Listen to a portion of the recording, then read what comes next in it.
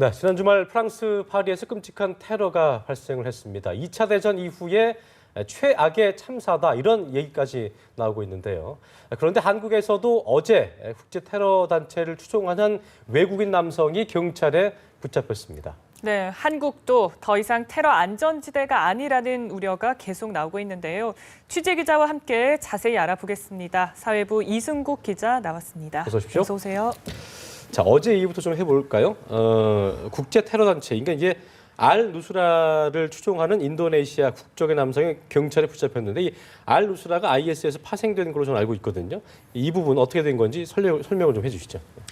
네, 어제 경찰에 긴급 체포된 남성은 32살의 인도네시아 국적의 남성인데요. 네. 이 남성은 지난 2007년에 위조 여권으로 우리나라에 입국해서 불법 체류 중입니다.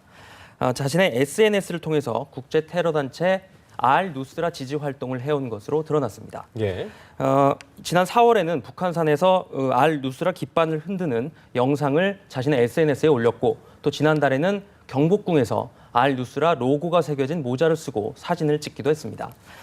이 남성의 SNS에는 이번 파리 테러에 대한 얘기도 있었는데요.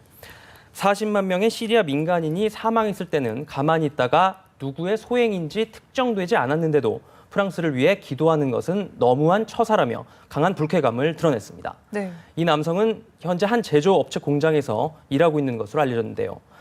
이 남성의 자택인 그 충남의 한 자택, 이 남성의 자택에서는 흉기와 모형 소총 그리고 이슬람 원리주의 서적이 여러 권 발견됐습니다. 네.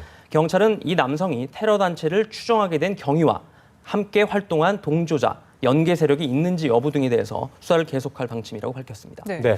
이렇게 국내에서도 버젓이 테러 단체를 지지하는 활동을 펼쳤다는 게 참 충격적이기도 한데 예. 남성이 추종하는 단체 알-누스라입니다. 이게 어떤 조직인지 궁금하거든요. IS와도 연관이 있는 건가요? 알-누스라 되게 낯선 이름인데요. 이 단체는 IS와 같이 오사마 빈 라덴이 만든 알카에다에서 파생돼 네. 나온 국제 테러 단체입니다. 네. 2012년에 시리아에서 설립이 됐는데 알-바그다디라는 IS 지도자의 지시로 탄생한 것으로 알려졌습니다. 이듬해인 2013년부터 독자 세력화를 시작해서 현재는 조직원이 10,000여 명 정도인 것으로 전해지고 있습니다. IS와 마찬가지로 시리아 내 신정국가 건설을 목표로 정부군에 맞서고 있는데 IS와는 노선 갈등 끝에 지난해 갈라섰고 현재는 경쟁 관계에 있는 것으로 알려졌습니다. 네. 하지만 활동 방식은 IS와 마찬가지로 매우 과격하고 폭력적인데요. 지난 6월 시리아 드루즈 지역에서 주민 20명을 살해했고 또 지난해 8월에는 시리아에서 활동 중이던 UN 평화유지군 45명을 납치하기도 한 것으로 확인됐습니다. 네. 지난 주말 프랑스 파리 테러 이후에 전 세계가 어떻게 보면 참 테러의 공포에 휩싸이고 있는 상황인데 우리의 일과는 좀 멀다고 생각을 했었지만 이제 우리나라도 뭐 이런 그 추종 세력이 붙잡힐 만큼 테러의 위협에서 좀 자유로울 수 없다는 분위기가 확산되고 있다고요. 네. 이번 프랑스 테러를 보면 기존의 테러들과는 좀 다른 모습을 확인을 할 수 있습니다. 기존에는 어떤 특정 고위 인사나 주요 기관을 타겟으로 삼아가지고 테러를 이렇게 자행하는 경우가 많았는데 이번 같은 경우는 불특정 다수를 대상으로 무차별적으로 테러가 벌어졌습니다. 예. 결국 이들의 목표는 대중들에게 공포감을 극대화시켜서 자신들의 존재를 부각시키는 것이라고 볼 수가 있는데요. 이른바 뉴 테러리즘이라고도 불리는 이런 경향이 확산되면서 우리나라는 과연 안전한가라는 물음이 나오고 있습니다. 네. 특히 우리가 미국 주도의 테러와의 전쟁에 해외 파병 등을 통해서 동참해왔고 또 미군이 주둔해 있는 우리나라의 특성상 이 같은 우려가 더 커지고 있는데요. 예. 실제로 지난 9월에는 IS가 미군의 대테러 활동에 동참하는 62개 국가를 십자군 동맹국으로 지칭하고 그 명단을 발표했는데요. 거기에 우리나라도 들어있었습니다. 그렇군요. 또 최근에는 사제폭탄의 원료인 질산 암모늄을 국내로 몰래 들여오려던 외국인 IS 동조자들이 국정원에 적발된 데 이어서 IS 연계 조직이 서울 코엑스에서 테러를 할 것이라는 첩보가 돌아 당국이 긴장하기도 했습니다. 네. 그렇군요. 어쨌든 그 최근 상황을 계기로 경각심을 가지게 된 건데요. 예. 지금 우리나라 테러 대비 상황의 실태가 좀 어떻다고 알려지고 있습니까?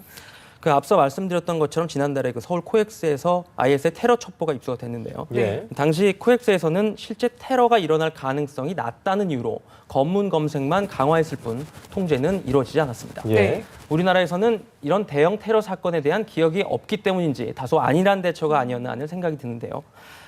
기차역과 지하철역, 또 대형마트와 멀티플렉스 극장 같은 많은 사람들이 이용하는 소위 다중 이용 시설에 대한 테러 대비도 인력과 시스템 등 여러 가지 면에서 미흡하다는 지적입니다. 네, 네. 시민과 전문가 목소리 들어보시죠. 네.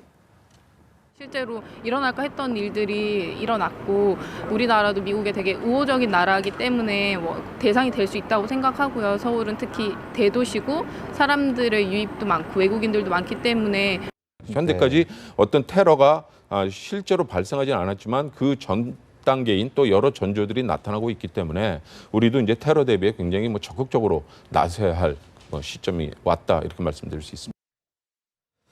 자, 최근에 이런 분위기에 따라서 국회에서도 테러 대비와 관련한 여러 논의들이 진행되고 있다고요. 네, 어제 국회에서 당정회의가 있었는데요. 정부와 새누리당은 내년도 테러 대비 예산을 1,000억 원 증액하기로 합의했습니다. 예. 또 국회 문턱을 넘지 못하고 있는 테러 방지 법안을 이번 19대 정기국회에서 통과시키기로 뜻을 모았습니다. 이 테러 방지법에 대해서 간단하게 말씀을 드리면 지금 국회에서 14년째 발이 묶여 있는데요. 네. 그 이유는 국정원이 테러 방지 활동을 총괄하도록 규정된 부분에 대해서 이 권한 남용과 인권 침해에 대한 우려가 제기되고 있기 때문입니다. 여당은 현재 정부 차원의 테러 대응 관련 규정이 33년 전 대통령 훈령으로 마련된 지침 하나밖에 없는 상황을 강조하면서 테러 방지법 제정을 촉구하고 있습니다. 반면에 야당은 안 그래도 지난 대선 개입 의혹 사건 등으로 문제가 됐던 국정원이 대테러를 총괄할 경우에 권한 남용에 따른 비대화가 우려된다면서 맞서고 있습니다. 어쨌든 쉽진 않겠지만 최근 테러 위협 상황에 대한 공감대가 형성돼 있기 때문에 여야의 협상을 좀 지켜봐야 될 것 같습니다. 네. 그렇군요. 분명 과도한 불안감을 가질 필요는 없습니다. 하지만 네. 요즘 보면은 우리나라도 이제 더 이상 테러의 안전지대가 아니다 이런 얘기가 나오잖아요. 따라서 좀 예방 이런 부분에 있어서는 좀 확실히 철저히 대비를 할 필요가 있을 것 같습니다. 그렇습니다. 네, 오늘 말씀은 여기까지 듣겠습니다. 이승국 기자 고맙습니다. 고맙습니다.